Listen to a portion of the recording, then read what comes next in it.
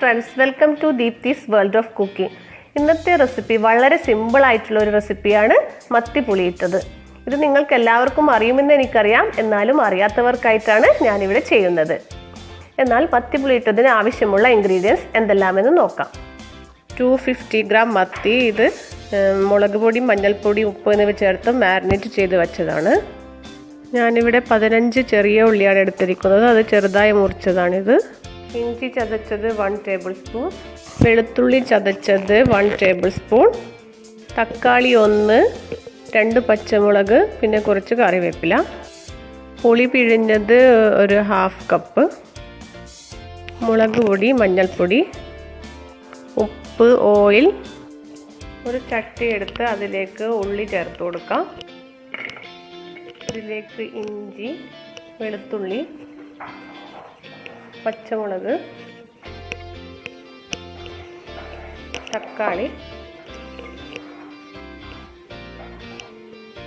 കുറച്ച് കറിവേപ്പില, നേരത്തെ എടുത്തു വെച്ച പുളിവെള്ളം അത് ചേർത്ത് കൊടുക്കാം. ഇതിലേക്ക് കുറച്ച് വെള്ളം കൂടി ചേർക്കാം. ഇതിലേക്ക് 1 സ്പൂൺ മുളക് പൊടി, 1/2 സ്പൂൺ മഞ്ഞൾപ്പൊടി ഇട്ട് കൊടുക്കാം. കുറച്ച് ഉപ്പ് ചേർത്ത് കൊടുക്കാം. ഇതൊന്ന് ഇളക്കി കൊടുക്കാം.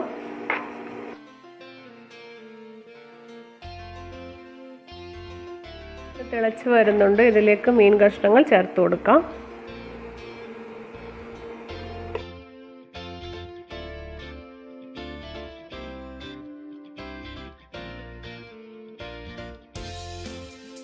നന്നായി ഒന്ന് വറ്റിച്ചെടുക്കാം.